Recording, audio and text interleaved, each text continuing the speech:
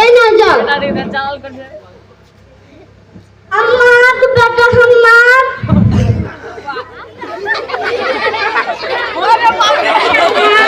এসেছিস বাবা, বলছিলাম আমার জন্য একটা কম্বল এনে দিবি বাবা। ঠিক আছে আম্মা, আমি অফিস থেকে ফেরার সময় আপনার জন্য নতুন চাদর এনে দেব ইনশাআল্লাহ। আপনি রেডি আছেন? কি হয়েছে বলো সায়দা? আমি তোমার আদরের স্ত্রী, তুমি আমার জন্য নতুন চাদর এনে দাও, আর আমি আম্মের জন্য পুরনো চাদরটা দিয়ে আসছি। ঠিক আছে সায়দা, তুমি পুরনো চাদরটি আমার কাছে দাও। এই নাও মা চাদর। দাদিমা, ও দাদিমা, তুমি কোথায়? দাদিমা, তুমি আমার জন্য একটু দোয়া করবেন, কারণ আজকে আমার ব্রাইট ফিউচার মিশনে পরীক্ষা। যা দাদু ভাই, আমি তোমার জন্য মন খুলে দোয়া করছি যাতে তুমি পরীক্ষাতে পাস করিস। দাদিমা, তুমি তো কোনোদিনও এমন ভাবে কথা বলছো না, তাহলে আজকে কেন এমন ভাবে কথা বলছো? ওই না, তুই পরীক্ষা দিতে যা। কি হয়েছে বলো না? আমি কি হয়েছে বলো না? আব্বু কি হয়েছে বলো না? তোমাকে আর কি বলবো বাবা, তোমার দাদিমাকে রাতে খুব ঠান্ডা লাগে, তাই আমার কাছে একটা নতুন চাদর চেয়েছিল, কিন্তু তোমার আম্মি নতুন চাদর চেয়েছিল, তাই তোমার দাদিমাকে পুরনো চাদরটি দিতে হয়েছে। দাদিমা, তুমি কোনো চিন্তা করো না, ওই চাদরটা আমাকে দাও। এটা তুই কি করছিস দাদু ভাই? তোর আব্বু যখন ছোট ছিল, ওর রাতে যখন ঠান্ডা লাগতো, তখন আমি তাকে চাদর দিয়ে বুকের ওপর আগলে রাখতাম।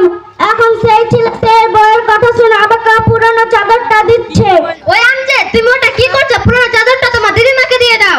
আমি এই চাদরটা আমি দু টুকরো করছি, কারণ এক টুকরো আমি আমার দাদিমাকে দেবো, আরেক টুকরো আমার কাছে রেখে দেবো। আপনি যখন বুড়ি হয়ে যাবেন তখন আপনাকে আরেক টুকরো দিব। হায় আল্লাহ, আমার কাজের আসর আমার ছেলের উপর পড়েছে। বেটা, তুই কি সেদিন আমাকে ওই চাদরটা দিতে পারবি? কেন পারবো না? আপনি যদি আমার দাদিমাকে পুরনো চাদর দিতে পারেন, তো আমি আপনাকে দিতে পারবো না?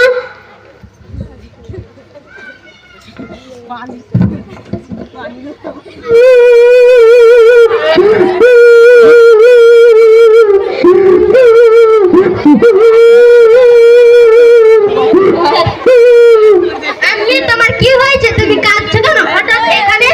এখানে বসো, এখানে বসো।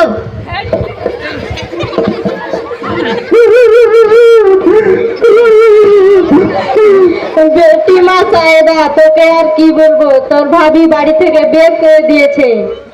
ভাই কিছু বললো না? কিছুই বলেনি, ও তো এখন বউর গোলাম হয়েছে। ভাইয়ের বাড়ি থেকে বের করা আসল ঘটনা কি বলো তো দেখি?